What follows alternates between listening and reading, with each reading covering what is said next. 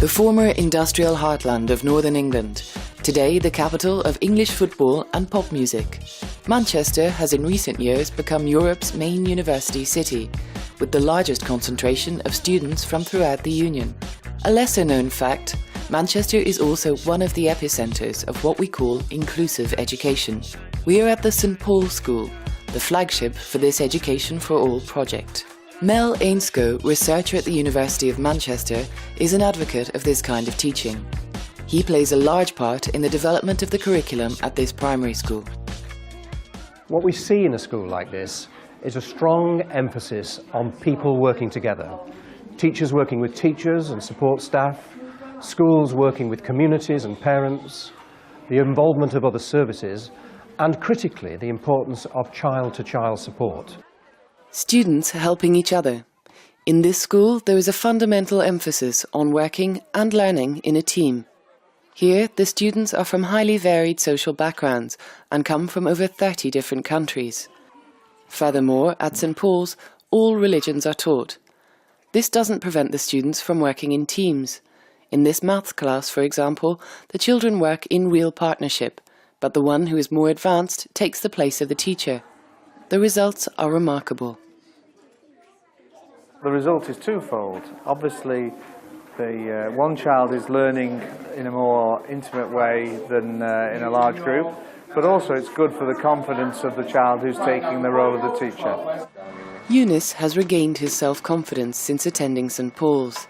Previously, this 10-year-old, who is paralysed from the waist down, was in a school for disabled children. Today, he is a student like the others. He's even what we call here a buddy, a student who assists their teachers. In this school, he feels so well at home that he can forget his disability.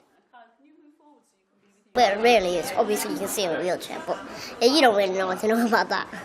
A buddy is a person that helps the teachers, because teachers can't do all the jobs. So like taking the cups that Dominic does, and like cleaning the teacher's room because it's been a bit dirty and they have to really go and print out some work and stuff. Like you feel a bit happy because you're helping the teachers at least, and all the teachers would be running around and they'll be really stressed all the time. For his teachers, Eunice's disability is no obstacle to his learning. Eunice, we just have to be careful that furniture isn't in his way. Eunice doesn't have a learning need, he just has a physical need. So he just needs to be sure that he can move around freely and he can access the lesson in the same way as everybody else.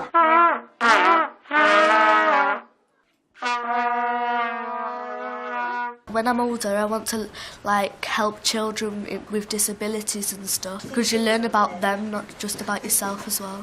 Similarly, I think for the receiving school, the benefits are there for all pupils. It's not just for the individual children with needs. I kind of think what happens is that the children become much more accepting of difference, and it becomes part of the norm so that they don't notice the difference, because that acceptance of difference is just part of the culture of the school.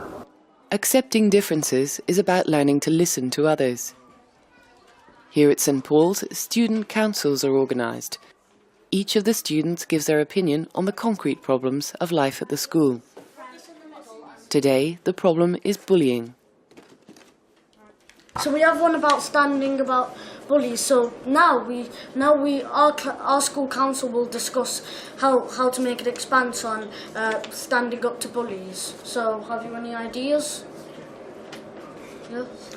So maybe we have a few teachers around, because then when we have a teacher in every area, so they can come and have a look around the area to see if there's any bullying. Can we have a bully stop, where there's a table with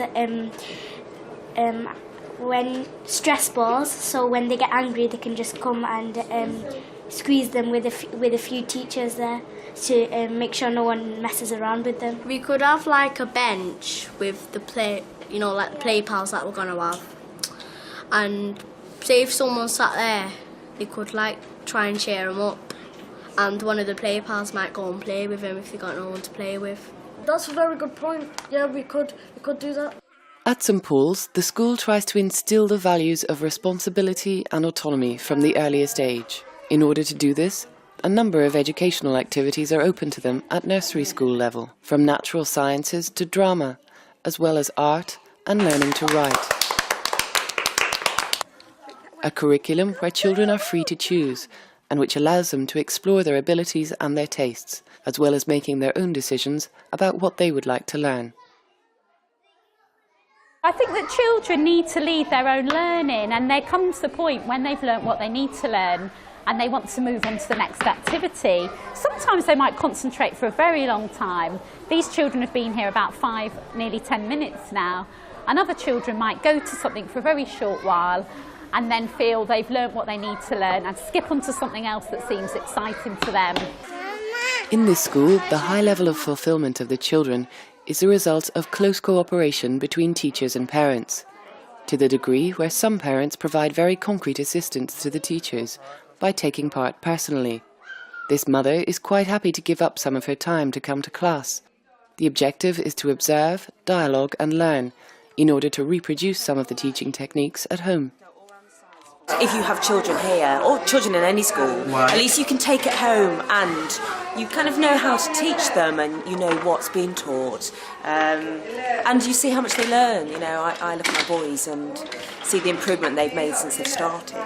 And it's brilliant and I enjoy it as well. The great challenge today is to create an educational system which includes all children, whatever their social, religious or physical difference. Learning to live together, to coexist with people who are different, and to be enriched through our differences. This is inclusive education.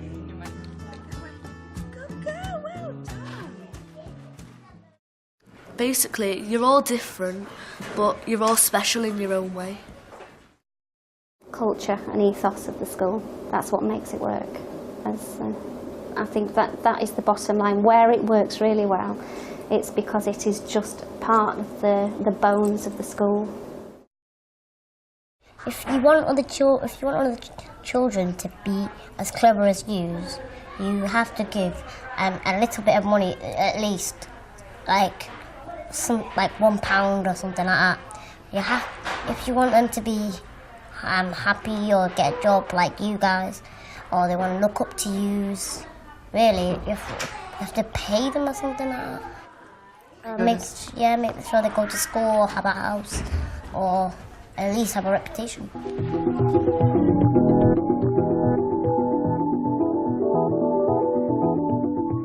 Afin de faire progresser ce domaine, nous avons besoin des éléments suivants.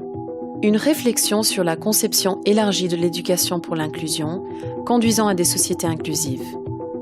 Promouvoir la tolérance et inciter à la prise de conscience.